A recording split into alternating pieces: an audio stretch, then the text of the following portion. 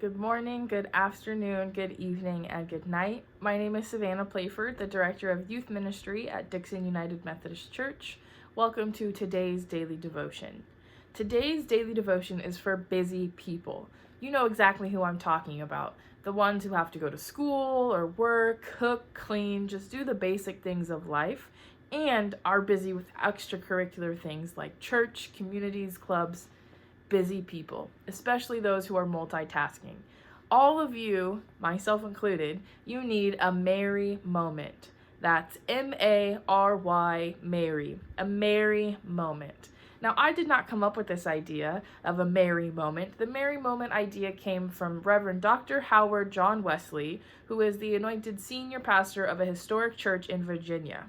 And he was talking about how our society needs a Mary moment.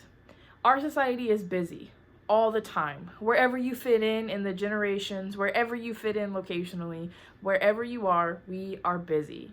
If you are amongst the more seasoned generation, you are busy helping with grandkids, being a part of clubs or groups, maybe even spending time traveling. You're busy. The next generation is busy with raising those kids, probably still working, also involved in communities and clubs and stuff at school because of their kids. And then the next generation, my generation, we're trying to live in this world and trying to make changes as we see fit. Therefore, we're pursuing our education, working multiple jobs, attempting to have a social life, and also involved in different communities.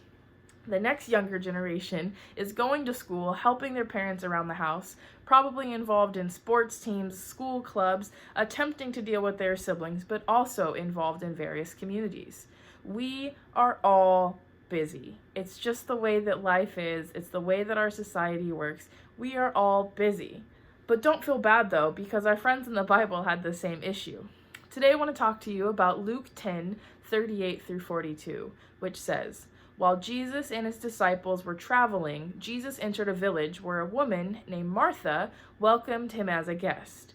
She had a sister named Mary who sat at the Lord's feet and listened to his message.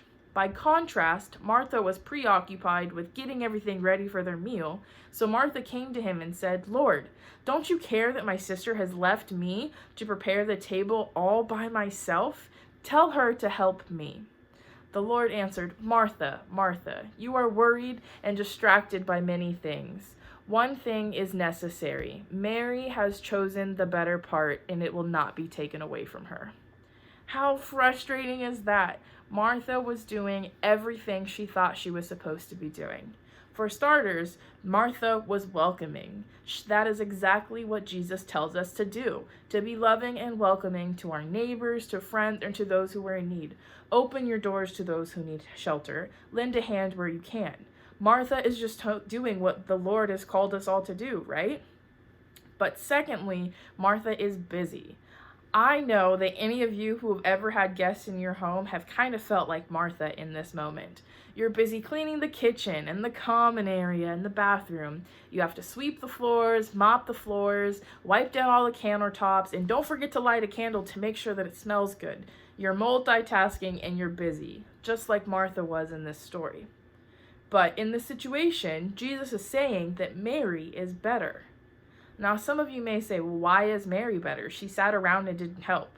But that's the thing. She sat with Jesus. She was focused and not distracted, but more importantly, she was still. And you can see that Jesus' response to this situation is that he's not upset that Martha is multitasking or doing all of these things. He doesn't call her out as a sinner as he has to other people in the past.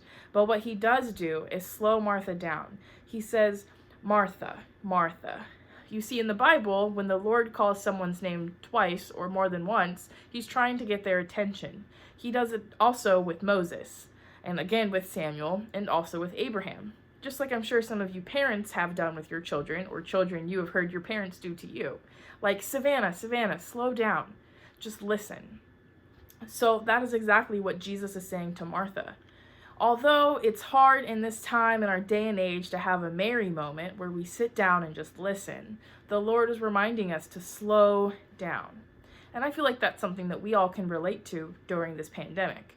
Although many of us cannot leave our homes or are sheltered in place, we are so busy.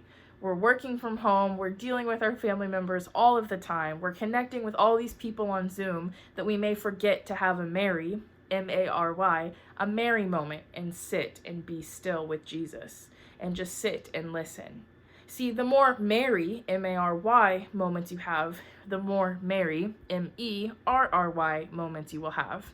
So take the time to not be busy cleaning and welcoming and serving, but just be. Have a self-care day. See, when I have a self-care day, I call it a Savannah self-care day. And I get coffee, I get my nails done, I go out and do what I want to do. I sometimes just watch Netflix and relax. And it's so helpful to just relax and look at yourself, but more importantly, just to be still. And so even though a lot of us need the self-care days, we also need those Mary moments where we just sit with Jesus and listen. Because without sitting and listening with Jesus, we wouldn't be able to have those self-care days, or even those busy days would not be possible, because all of that would not be there without God. So in your journals, I suggest that you write down 2 Mary moments that you can have this week, or 2 self-care moments that you can have. Speaking for myself, I am going to have a big tub of ice cream and sit and relax. I also encourage you not just to write them down in your journal, but to make sure that you actually follow through with them. Push yourself to follow through and have a moment to just sit and be still and listen to Jesus. I hope that all of you are surviving this quarantine, and I more importantly hope that each of you can find time to have a Mary, M-A-R-Y, moment today or this week, so you can have many more merry and happy moments. Take care, and I hope to see you all soon.